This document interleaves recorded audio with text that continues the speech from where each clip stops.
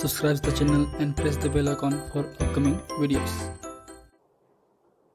Hello friends, welcome to my channel Pharmacology Concepts by Rajesh Chaudhary, and in this video I will discuss about the organic chemistry of the imidazole. तो आज की video में हम बात करेंगे imidazole के basic organic chemistry के बारे में. Means I will discuss about the structure, synthesis, nomenclature, medicinal uses and the chemical reactions of the imidazole, and this topic is come under the B Pharm 4th semester organic chemistry 3 unit number 4 heterocyclic compounds 2. तो आज की video में हम बात करेंगे आपके imidazole के बारे में. And if you want to watch my various videos regarding the organic chemistry, medicinal chemistry and the pharmacology for the B Pharm 4th semester, you can check description box below or by using these links. So now let's discuss about the topic. So imidazole, तो imidazole भी एक तरीके से 5 membered heterocyclic aromatic ring है. ये आपके पायरोजोल की तरह ही है. पायरोजोल में एक तरीके से 1,2 डायाजोल बोल सकते हैं, लेकिन आपके इमिडाजोल पे जो नाइट्रोजन का जो प्लेसमेंट है वो 1 और 3 पोजीशन पे होता है, इसलिए हम इसको 1,3 डायाजोल भी बोल सकते हैं. इसका जो बेसिक मॉलिक्यूलर फार्मूला है वो होता है आपका C3H4N2. अब बात करें इसके पोजिशनिंग की, तो आपका जो इनका जो पोजीशन है आपके 1,3 पोजीशन पे प्लेस्ड होते हैं आपके नाइट्रोजन एटम्स का. ठीक है. एंड बात करें इसके अपीयरेंस की, तो ये कलरलेस लिक्विड है, कलरलेस सॉलिड है. आपके जो वाटर में ये इजीली सोलबल है. बात करें हम इसकी प्रेजेंस की, तो mostly present in the alkaloid. ये बेसिकली आपके एल्कलॉइड्स जो होते हैं, प्लांट डेरिवेटिव जो आपके एल्कलॉइड्स होते हैं उनमें ये पाए जाते हैं. तो बेसिकली बात करें सिंथेसिस की, तो आपके फर्स्ट है आपका है from the alpha hello ketone. तो हम अल्फा हेलो कीटोन से बहुत सारे जितने भी कंपाउंड्स हैं आपके पायराजोल हैं, मिडाजोल हैं, थायाजोल्स हैं, उनका हम प्रिपरेशन कर सकते हैं इजी तरीके से. तो ये आपका बेसिकली अल्फा हेलो कीटोन है. तो ये आपके कीटोन है और ये आपका अल्फा पोजीशन है. इसमें आपके हेलोजन प्रेजेंस होंगे, चाहे क्लोरो होंगे चाहे कुछ और होंगे. ठीक है. और हम यूज़ करेंगे एमिडीन्स. ठीक है. तो ये आपका NH+1C NH2R. ठीक है. तो अगर हम इस इथेनॉल में प्रेजेंस मेंशन कराएंगे तो जाहिर सी बात ये बनेगा आपका इमिडाजोल डेरिवेटिव. तो ये आपके RRR मतलब 2, 4 और 5 पोजीशन पे 2, 4, 5 इमिडाजोल डेरिवेटिव क्रिएट होगा या प्रिपेयर होगा. तो ये बेसिक आपकी सिंथेसिस प्रोसीजर है अल्फा हेलो कीटोन से. बात करते हैं हम लोग डेविस मेथड की ओर, जो कि बहुत ही इंपॉर्टेंट मेथड है. ठीक है. तो इसमें हम लोग यूज़ करेंगे ग्लाइकोक्सल. ये आपकी ग्लाइकोक्सल है. ठीक है. RCOCOR2 मतलब डाइकीटोन एक तरीके से हम बोल सकते हैं. और हम इसको करेंगे फॉर्मल्डिहाइड. इसको हम अमोनिया के प्रेजेंस में हीट करेंगे, तो इससे क्या होगा, इससे वाटर मॉलिक्यूल्स हैं वो निकल जाएंगे और साइक्लिक रिएक्शंस फॉर्म होगा और बनेगा आपका इमिडाजोल डेरिवेटिव. इसमें जो आपका ये जो पोजीशन है वो आपके R1 और R2 के लिए है.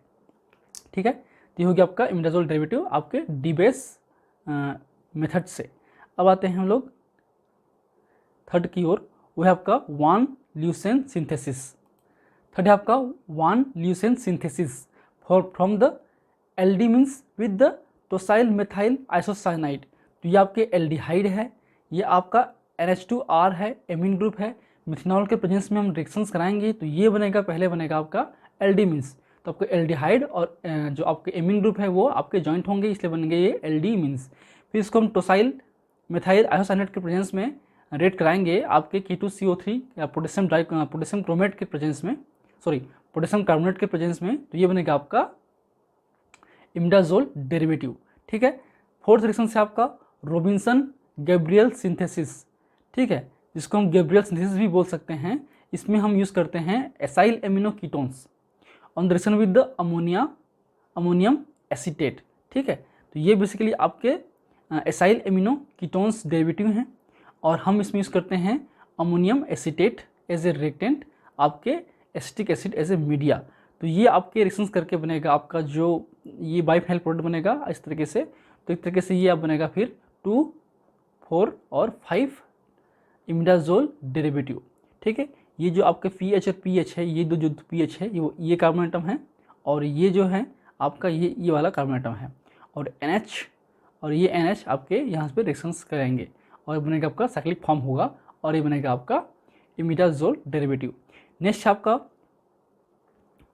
वाल्च सिंथेसिस, ये भी इंपॉर्टेंट है. इसमें हम यूज़ करते हैं NN डाइमिथाइल ऑक्सामाइड डेरिवेटिव. ठीक है. तो ये आपका ऑक्सामाइड डेरिवेटिव है. तो इसको हम इस तरीके से NN डाई इथाइल ऑक्सामाइड डेरिवेटिव हम बोल सकते हैं इस चीज़ को। तो यहाँ पे सिंपली हम रिएक्शंस कराएंगे फास्फोरस पेंटाक्लोराइड के साथ में, तो ये बनेगा आपका इस तरीके से रिएक्शंस होगा और साइक्लिक फॉर्म करेगा और आपके क्लोरो यहाँ पे मिथाइल, यहाँ पे आपके एल्काइल जो भी होगा वो आपके अटैच्ड होंगे।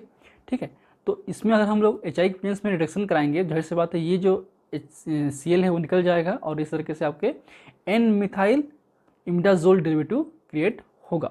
अब ये एल्काइल भी हो सकता है, कुछ भी हो सकता है ये। तो यहाँ पे 2 पोजीशन पे कुछ डेरिवेटिव होगा और N पोजीशन N पे क्या आपका मिथाइल है, इसलिए N मिथाइल इमिडाजोल हम बोल सकते हैं। ठीक है, 6 है आपका from the amino nitrile and aldehyde. तो ये आपका एमिनो नाइट्राइल है, ये आपका एल्डिहाइड है। तो RCHCnNH2 आपका होता है एमिनो नाइट्राइल। तो ये बनेगा आपका फिर 2 और 5 पे इमिडाजोल डेरिवेटिव। तो ये भी बहुत सी इजी रिएक्शंस हैं, ये साइक्लिक फॉर्म करेगा आप एक तरीके से। फिर नेक्स्ट है आपका केमिकल रिएक्शंस या केमिकल प्रॉपर्टीज़। तो इसमें बात करें हम लोग इमिडाजोल की, तो इमिडाजोल भी पैराजोल की तरह ही है, ये भी 5 मेंबर्ड एरोमेटिक रिंग है, इसमें भी एरोमेटिक कैरेक्टर्स होते हैं, ये भी बेसिक नेचर का होता है। तो इसके लिए ये आपके फॉर्मेशन ऑफ क्वार्टरनेट साल्ट, क्योंकि ये जो N है ये आपके इससे रेट कर सकते हैं RX से और आपका एक साल्ट फॉर्म करेगा। ठीक है, इस तरीके से। फिर आपका है इलेक्ट्रोफिलिक सब्स्टिट्यूशन रिएक्शंस, जो आपके फेवर्ड कहाँ पे होते हैं, C5 पे होते हैं, C2 पे नहीं होते हैं। C2 पे न्यूक्लियोफिलिक अटैक हो सकता है, मेनली आपके C5 पे ही आपके क्या होते हैं, इलेक्ट्रोफिलिक सब्स्टिट्यूशन रिएक्शंस होते हैं। तो ये आपका यह क्या है, हेलोजिनेशन है। पहला है आपको ब्रोमीन और क्लोरोफॉर्म, तो ये बनेगा आपका ट्राइब्रोमो इमिडाजोल। एडिशन बनेगा आपका 5 आइडो इमिडाजोल। हम कराएंगे नाइट्रोजन कराएंगे तो बनेगा आपका 5 नाइट्रो इमिडाजोल, और ओलियम के साथ कराएंगे तो ये बनेगा आपका इमिडाजोल 5 सल्फोनिक एसिड। तो ये बेसिक इलेक्ट्रोफिलिक रिएक्शंस हैं। अब आते हैं न्यूक्लियोफिलिक सब्स्टिट्यूशन रिएक्शन की ओर। Generally imidazole are the often resistance to attack by the nucleophiles. Generally nucleophiles से अटैक नहीं होता है, लेकिन जो आपका 1 सब्स्टिट्यूटेड इमिडाजोल है react with the hydroxide ion under the extreme condition. तो एक्सट्रीम कंडीशन में ये अटैक हो सकते हैं। तो बेसिकली आपकी जैसे कि इस तरीके से ये 1 सब्स्टिट्यूटेड इमिडाजोल है, तो इसमें हम KOH के रिएक्शन कराएंगे बेसिक मीडिया पे 300 डिग्री सेंटीग्रेड पे। तो ये आपका एक तरीके से साल्ट फॉर्म करेगा और ऑक्सीडाइज होगा ये वाला पोजीशन। फिर जो है हम लोग यहाँ पे वापस उसको HCl के साथ में करेंगे तो ये आपका 3 एल्काइल 4,5 डाइफिनाइल 2 इमिडाजोलिनोन बन जाएगा। ठीक है, तो यहाँ पे अटैक हुआ है एक तरीके से। फिर आते हैं डायरेक्ट डीप्रोटोनेशन, मतलब प्रोटोनेशन हट जाना एक तरीके से। Direct deprotonation an alkyl imidazole occurs preferentially at the either C2 or C5 position. तो ये C2 या C5 पोजीशन पे हो सकता है। तो एक तरीके से आपका ये एक डेरिवेटिव है, इसमें पहले से ही हम लोग यहाँ पे ग्रुप जोड़ चुके हैं, डाई मिथाइल आपका सल्फोनामाइड। ठीक है, ग्रुप। तो आपकी ये NTHF जिंक क्लोराइड हम कराएंगे तो क्या बनेगा आपका, यहाँ पे JnCl ऐड हो जाएगा। फिर हम इसमें रेस्ट कराएंगे तो ये जो है Br और ये आपके बाहर निकल जाएंगे और ये डायरेक्टली इस पर अटैच्ड हो जाएगा इस तरीके से। ठीक है, तो ये बेसिक रीजन्स हैं डायरेक्ट डीप्रोटोनेशन का। फिर है आपका नेक्स्ट है मेथड ऑफ हेलोजन एक्सचेंज। तो इसमें हेलोजन का एक्सचेंज होना इस तरीके से। तो at C4 position in case of imidazole without substitution at 1 position 2 equivalent of the base are required. यहाँ पे 2 इक्विवेलेंट बेस की रिक्वायरमेंट होती है। तो ये आपके इस पोजीशन पे जो 4 पोजीशन है वो आपके डिस्प्लेस होगा, रिप्लेस होगा आपके इस तरीके से। तो यहाँ पे हम लोग ये जो है आपके ग्रुप ऐड हो गया है इसके वजह बदले में। ठीक है, ये आपका बाइफिनाइल COH है। ठीक है, तो ये बेसिक आपके केमिकल रिएक्शंस हैं आपके इमिडाजोल के। अब आते हैं इसके मेडिसिनल यूजेस के बारे में। तो बहुत सारे वैरायटी ऑफ एक्शंस ये शो कर सकते हैं, या फिर बहुत सारे वैरायटी ऑफ जो कंपाउंड्स हैं उनमें उनकी रिंग में ये प्रेजेंस होते हैं। तो ये बेसिकली आपके anti fungal, anti protozoal, anti hypertensive, sinus stimulant like theophylline, anti cancer like mercaptopurine, anti inflammatory H2 receptors blockers में जो ये रिंग प्रेजेंस होते हैं उनमें ये इन्वॉल्व होते हैं। सो these are the basic organic chemistry of the imidazole.